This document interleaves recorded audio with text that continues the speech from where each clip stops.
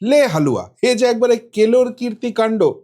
এই রাজ্যের ভোট ঘোষণা হতেই প্যাক প্যাক একটা সংস্থাকে দিয়ে একটা সমীক্ষা বাজারে নিয়ে এসছে। সেখানে অনেক কাপি চুপি করার তারা চেষ্টা করেছে যাতে করে প্রমাণিত হয় এটা একটা বাস্তবসম্মত সমীক্ষা। এবং সেই জায়গাতে এত কিছু কঠিন প্রতিকূল পরিস্থিতির মাঝখানেও দিদিমণি আবার চতুর্থবারের জন্য ফেরত আসছে। কিন্তু প্যাক প্যাক ভুলে গিয়েছিল যে মার্কেটে আমাদের মতো কিছু লোক বসে আছে যারা সেফোলজিটা গুলে খেয়েছে। আর সুতরাং সেই অঙ্ক থেকেই প্রমাণিত হয়ে যাচ্ছে যা ভোট পার্সেন্টেজ দেখানো হচ্ছে সেখানে দিদিমণির বিদায় নিশ্চিত, কেউ আটকাতে পারছে না। 2026-এ পশ্চিমবঙ্গে পরিবর্তন হচ্ছেই হচ্ছেই হচ্ছেই। কেন বলছি এত জোর দিয়ে এই কথাটা, যদি আপনারা পুরো অঙ্কটা দেখেন, একটু হয়তো জটিল লাগবে, আমি যতখানি সম্ভব সহজ করে আপনাদের বোঝাবার চেষ্টা করছি, আপনারা বুঝতে পারবেন। এই হচ্ছে সেই সমীক্ষাটা। এটা একটা সংবাদ মাধ্যম যেহেতু দেখিয়েছিল, বলা হচ্ছে সেই সংবাদ মাধ্যমের সমীক্ষা না, এটা তাদের নয়, এটা IANS এবং মার্টিজ বলে একটি সংস্থা, তারা মিলিতভাবে করেছে। মানে মার্টিজ এই সমীক্ষাটা করেছে আর IANS এটাকে প্রকাশ করেছে। এবার এই সমীক্ষায় যেটা দেখানো হচ্ছে যে তৃণমূল কংগ্রেস 155 থেকে 170টা আসন পেতে পারে, অর্থাৎ মেজরিটি 148, পশ্চিমবঙ্গের মেজরিটির একটু উপরেই তারা থাকছে।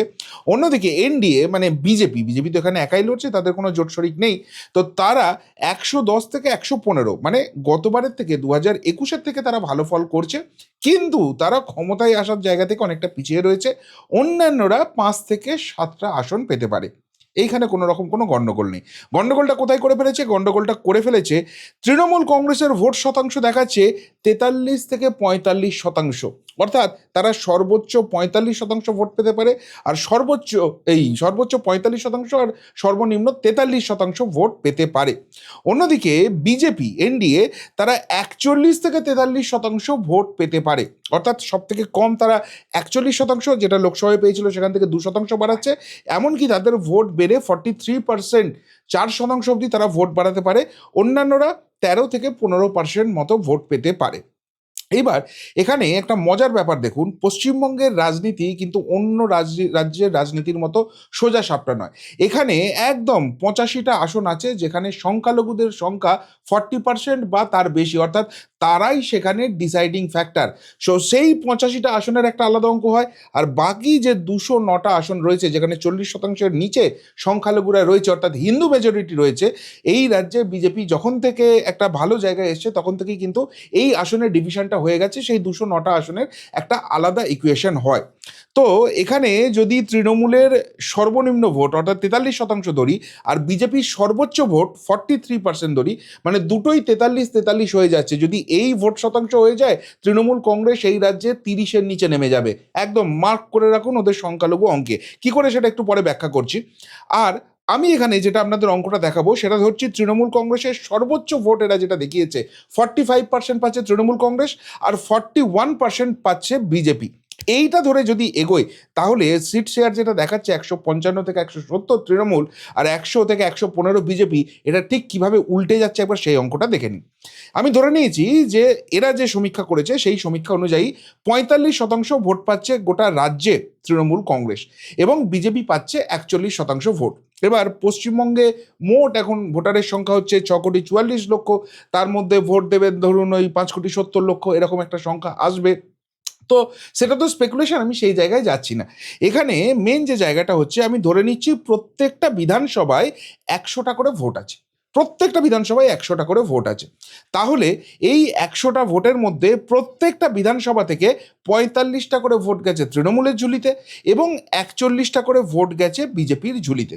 বাকি যেগুলো রয়েছে সেগুলো অন্যান্যরা পেয়েছে, মানে CPM, Congress, ISF, AGUP, AIMIM, NOTA, সব কিছু মিলে বাকি ভোট পেয়েছে। তো সেই হিসাবটা আমি এখন ছেড়ে দিচ্ছি। 45টা ভোট পেয়েছে তৃণমূল কংগ্রেস প্রত্যেকটা বিধানসভা থেকে, আর 41টা করে ভোট পেয়েছে বিজেপি।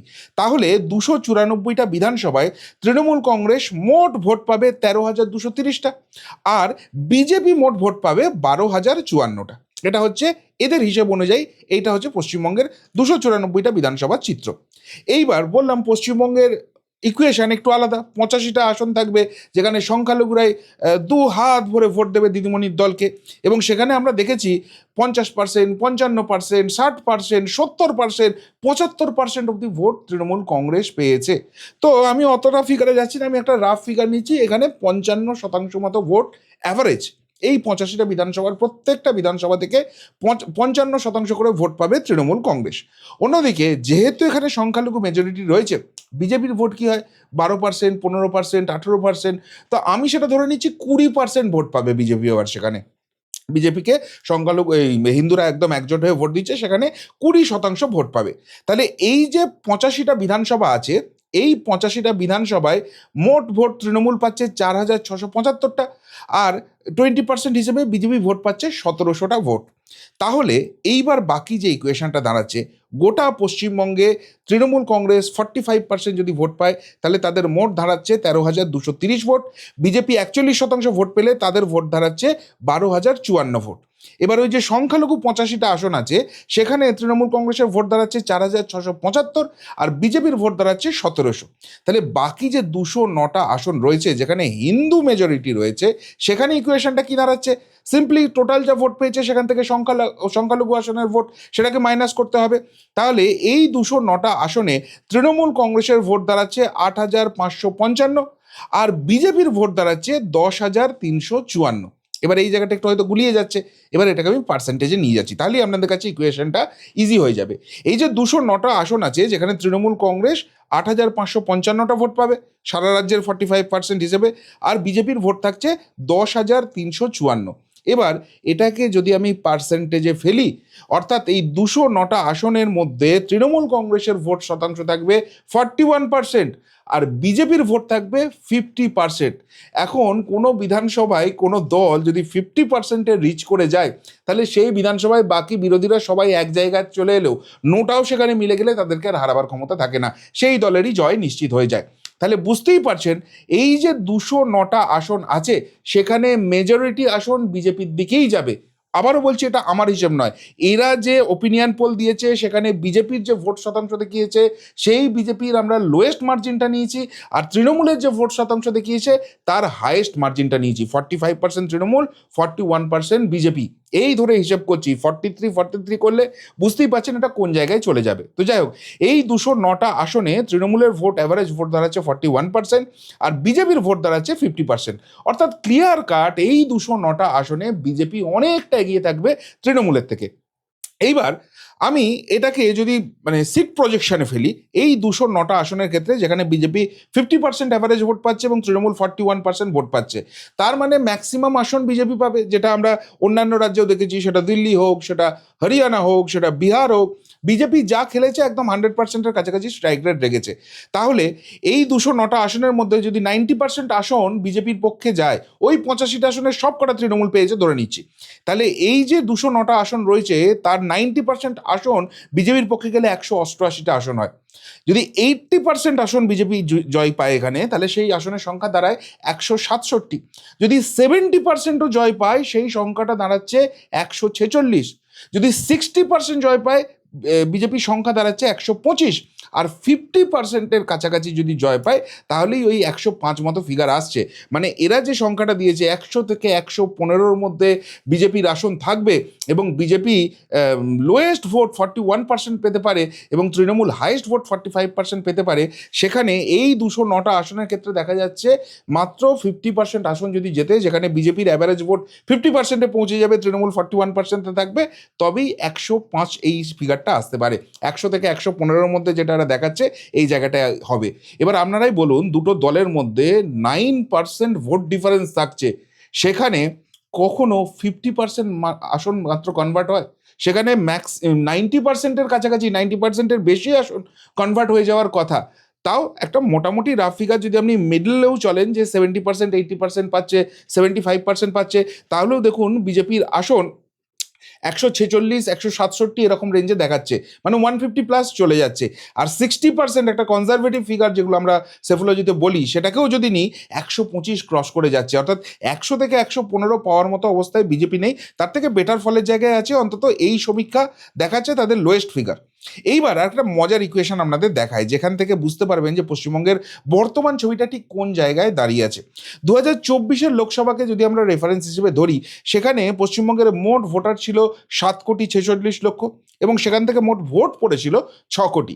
এর মধ্যে তৃণমূল পেয়েছিল 2,77,00,000, 2,76,74,000 এরকম কিছু একটা নাম্বার ছিল।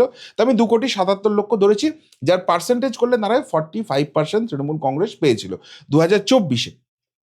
বিজেপি পেয়েছিল 2,34,00,000, 2,34,00,000 ওই 31,000 এরকম পেয়েছিল। তো আমি রাউন্ড ফিগারে 2,34,00,000 ধরেছি, যেটা পার্সেন্টেজ করলে দাঁড়ায় 39%। বামেরা পেয়েছিল 34 লক্ষের মতো ভোট, সেটা দাঁড়ায় 6%।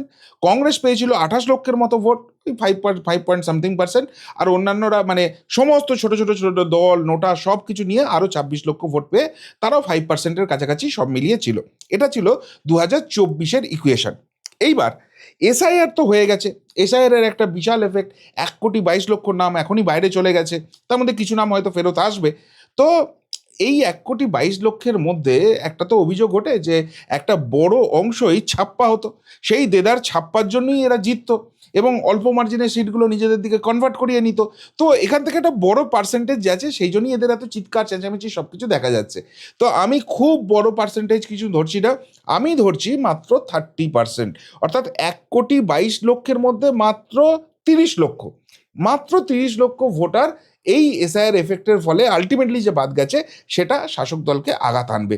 যদি সেই জায়গাটা হয়, তাহলে পশ্চিমবঙ্গের যে ভোটার মানে 2024-এর প্যাটার্নটা যদি ধরি, মোট প্রদত্ত ভোট হবে 5,70,00,000 মতো, যেখানে শাসক দলের ঝুলিতে থাকবে 2,47,00,000 ভোট, মানে যেটা পার্সেন্টেজে দাঁড়ায় 43%। বিজেপির ঝুলিতে যাবে 2,34,00,000 ভোট, যেটা তাদের ভোট ছিল সেটাই। আমি ধরে নিচ্ছি যে একটা ভোটও বিজেপি বাড়াতে পারেনি, নিজেদের ভোটটা তারা ধরে রাখতে পারছে। কিন্তু তা সত্ত্বেও দেখুন, তৃণমূল কংগ্রেস 45% থেকে 43%-এ নেমে আসছে, আর বিজেপি 39% থেকে 41%-এ পৌঁছে যাচ্ছে। এসআইআর এফেক্টটাকে শুধুমাত্র ধরা হচ্ছে, কোনো ভোট কেউ কারোর ভাঙতে পারেনি সেই ইকুয়েশন যদি ধরি, 43-41। আর বাম কংগ্রেস অন্যান্য যাদের ছিল মোটামুটি ওই সেম ফিগারই কাছাকাছি থাকছে, পয়েন্ট কিছু পার্সেন্টেজের ডিফারেন্স হচ্ছে, তো আমি সেই প্রসঙ্গে যাচ্ছি না। তো তার মানে এখন যেটা দাঁড়াচ্ছে, তৃণমূল কংগ্রেস 43% আছে, বিজেপি 41% আছে। কিন্তু যদি 2024-এর পরবর্তী পরিস্থিতি দেখেন, এবং আমরাও যে সমীক্ষা করছি সেখান থেকেও যে প্যাটার্ন আসছে, সেখান থেকে দেখা যাচ্ছে যে বহু হিন্দু মানুষ, তারা এই আরজি কর কাণ্ড দেখার পর, তারা এই কসবা কলেজ দেখার পর, তারা এই রাজ্যে চাকরি চলে যাওয়া এই সব ঘটনা দেখার পর এই শাসক দলের উপর বীতশ্রদ্ধ, এবং তারা কিন্তু বলছে যে এই শাসক দলকে ভোট দেওয়াটা আমাদের ভুল হয়েছে, 2026-এ আমরা অন্যরকম ভাবনা চিন্তা করছি। তো এই 2%-এর একটা সুইং দেখা যাচ্ছে, অর্থাৎ এই 2% ভোটটা তৃণমূল কংগ্রেস তাদের থেকে হারাচ্ছে, যেটা সরাসরি বিজেপির বাক্সে যাবে। অর্থাৎ তৃণমূল কংগ্রেস 2% ভোট হারাচ্ছে, -2% করেছে, বিজেপি 2% গেন করছে এদের থেকে, বিজেপি 2% গেন করেছে। আচ্ছা, এইবার বামেদের যে ভোটটা আছে, তারা ওই হরগোবিন্দ দাস, চন্দন দাস এই কাণ্ডের পর তাদের হিন্দু ভোটটার একটা বড় অংশ, তারা কিন্তু বুঝতে পারছে এই রাজ্যে গণতন্ত্রকে যদি বাঁচিয়ে রাখতে হয় তাহলে বিজেপি ছাড়া উপায় নেই, এবং তারা কিন্তু এবার বুকে পাথর চাপা দিয়ে হলেও বিজেপিকে ভোট দেবে, সেই টেন্ডেন্সিও দেখা যাচ্ছে। ফলে বামেদের থেকেও একটা 2% ভোট মাইনাস হচ্ছে, যেটা বিজেপির বাক্সে যাচ্ছে। অর্থাৎ বিজেপি এই ভোট সুইং, তৃণমূল থেকে 2% আর বামেদের থেকে 2% যদি হয়, 41+2+2 45%-এ তারা পৌঁছে যাচ্ছে। অন্যদিকে 2% তো বিজেপির কাছে গেছে, কিন্তু এই তৃণমূলের যে সংখ্যালঘু ভোটটা আছে সেখানেও কিন্তু এবার একটা বড়সড় ধাক্কা দেওয়া যাচ্ছে। প্রথম যেটা হচ্ছে 1% ভোট, সেটা কিন্তু বামেদের দিকে সুইচ করছে।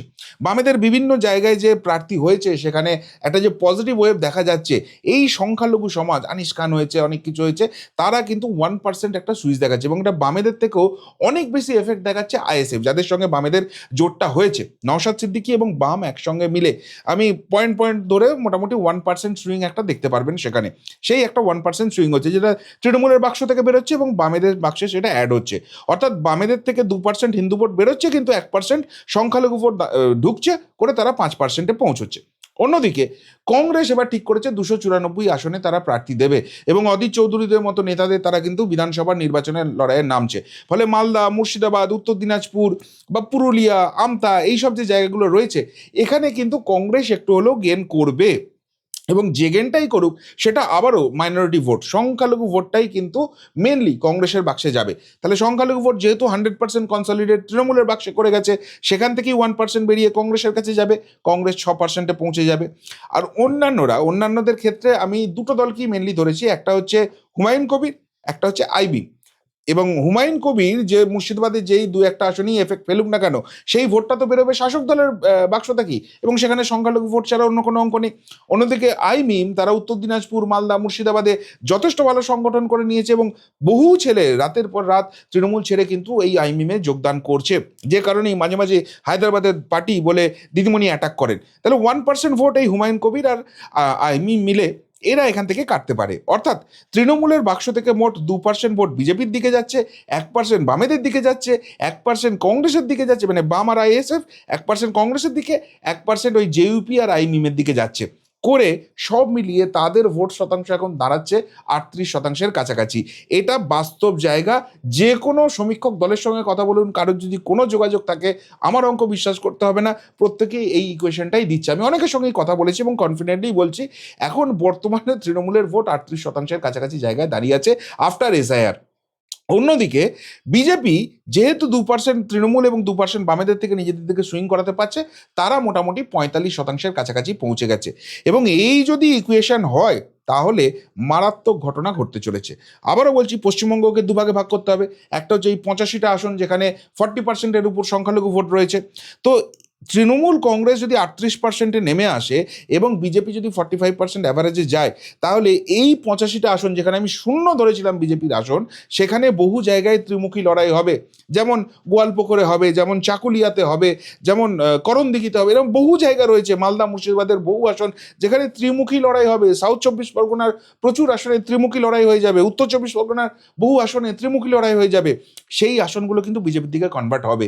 অর্থাৎ এই সংখ্যালঘু ভোট কাটাকাটি হবে শাসক দল এবং এই কোনো একটা জোটের মধ্যে, আর মাঝখান থেকে হিন্দু ভোটটা কনসলিডেট করে সেখানে কিন্তু বার করে নিয়ে আসতে পারবে বিজেপি। ফলে এই 85টা আসনের যদি কনজারভেটিভ ফিগার আমরা নিই, 60% আসন এখান থেকে তৃণমূল কংগ্রেস জিতবে আমরা ধরে নিচ্ছি। তাহলে দাঁড়ায় 51টা আসন তৃণমূল কংগ্রেস এখান থেকে পাচ্ছে। অন্যদিকে ওই ভোট কাটাকাটিতে ত্রিমুখী লড়াইয়ে বিজেপি 20% মতো আসন এখান থেকে পাবে, মানে 17টা আসন এখান থেকে পেতে পারে, আর অন্যান্যরা তারাও 17টার কাছাকাছি আসন পেতে পারে। বাকি যে 209টা আসন আছে সেখানে বিজেপির ভোট প্রায় তখন 55%-এর কাছাকাছি পৌঁছে যাবে আর তৃণমূল কংগ্রেস 34%-এর কাছাকাছি চলে আসবে। এই যে বিশাল একটা গ্যাপ হবে, সেখানে 90% কি 95% সিট কনভার্ট হয়ে যাওয়ার একটা চান্স থাকছে, অন্তত সেফোলজির নিয়ম তাই বলছে। কিন্তু এখানেও আমি কনজারভেটিভ ফিগার নিচ্ছি, আমি ধরছি এই 209টা আসনের মধ্যে তৃণমূল 30% কনভার্ট করতে পারবে। ফলে তাদের এই 209টা আসন থেকে 63টা আসন বেরিয়ে আসবে। অন্যদিকে 70% আসন যাবে বিজেপির ঝুলিতে, 146টা আসনে তারা পৌঁছে যেতে পারে এই 209টা সেগমেন্ট থেকে। তাহলে ওভারঅল চিত্রটা কি দাঁড়াচ্ছে? ওভারঅল পশ্চিমবঙ্গের যে 294টা আসন রয়েছে সেখানে তৃণমূলের আসন পৌঁছতে পারে 51, মানে 85টা সংখ্যালঘু আসনের মধ্যে 51টা, আর 209টা বাকি আসনের মধ্যে 63টা, মোট 114 আসনে তারা পৌঁছতে পারে। বিজেপি 17 প্লাস 146, মানে 17টা আসন সংখ্যালঘু অধ্যুষিত জায়গা থেকে, আর 146টা আসন তারা পেতে পারে এই 209টা আসনের মধ্যে যেখানে হিন্দু মেজরিটি রয়েছে, 163 ফিগারে তারা পৌঁছতে পারে। আর অন্যান্যরা 17টা আসন সংখ্যালঘু এরিয়া থেকে, মানে কংগ্রেস, সিপিএম, আইএসএফ যারা যারা রয়েছে সবাই মিলে 17টা আসন সংখ্যালঘু এলাকা থেকে, আর এই হিন্দু মেজরিটি এলাকাতে 0, সব মিলিয়ে 17টা আসন তাদের পক্ষে যেতে পারে। অর্থাৎ এইবার আমি আপনাদের সেই সমীক্ষায় ফেরত আসছি, যে ইকুয়েশনটা তারা দেখাচ্ছে সেই ইকুয়েশন অনুযায়ী দেখাচ্ছে বিজেপি 100 থেকে 115 আর তৃণমূল 155 থেকে 170। অথচ বাস্তব অঙ্ক কি বলছে? বিজেপি পৌঁছে যেতে পারে 163 আর তৃণমূল পৌঁছতে পারে 114। মানে যে অঙ্কটা এরা দেখিয়েছে ঠিক তার রিভার্স অঙ্কটা হতে পারে যদি এই ইকুয়েশনেই ভোট হয়, এই ভোট পার্সেন্টেজই বাংলায় থাকে। তার মানে যে ছবিটা দেখানোর চেষ্টা করা হয়েছিল যে ভোট পার্সেন্টেজ বিজেপি বাড়ছে কিন্তু আসন কনভার্সনে তৃণমূল বাজিমাত করে দেবে, সেটা বাস্তব চিত্র নয়। বাস্তব চিত্র হচ্ছে যদি ভোট পার্সেন্টেজ এই হারে বাড়ে, এইভাবে চেঞ্জ হয় এবং এসআর এফেক্টটাকে যদি আমরা ইনক্লুশন করি, তাহলে বিজেপি 148-এর মেজরিটি ক্রস করার জায়গায় আছে এবং তৃণমূল হয়তো সেঞ্চুরি করবে কিন্তু ক্ষমতা থেকে অনেক দূরে থাকবে। এটাই হচ্ছে বাস্তব চিত্র এবং এটা যে সত্যিই বাস্তব সেটা যত দিদিমণি চিৎকার শুনছি এবং যেভাবে প্রার্থী তালিকার পর আমরা চারিদিকে গন্ডগোলটা দেখলাম, সেই জায়গা থেকে ছবিটা আরও স্পষ্ট হয়ে যাচ্ছে। কি মনে হয় আপনাদের? এই যে সমীক্ষা এসেছে, যেটা প্যাক প্যাক দেখিয়েছে বা তাদের মস্তিষ্ক প্রসূত জায়গায় এসেছে, সেই সমীক্ষা সঠিক, নাকি যেটা অঙ্ক করে হিসেব করে দেখালাম এই সমীক্ষা সঠিক? এই রাজ্যে সত্যিই পরিবর্তনের মতো জায়গায় বিজেপি পৌঁছে গেছে। কি মনে হচ্ছে আপনাদের? উত্তরটা অবশ্যই কমেন্ট বক্সে কমেন্ট করে জানাবেন। এখনকার মতো এখানেই শেষ করলাম, ফেরত আসছি নতুন প্রতিবেদন নিয়ে খুব তাড়াতাড়ি। ভালো থাকবেন, সাথে থাকবেন, পাশে থাকবেন। নমস্কার।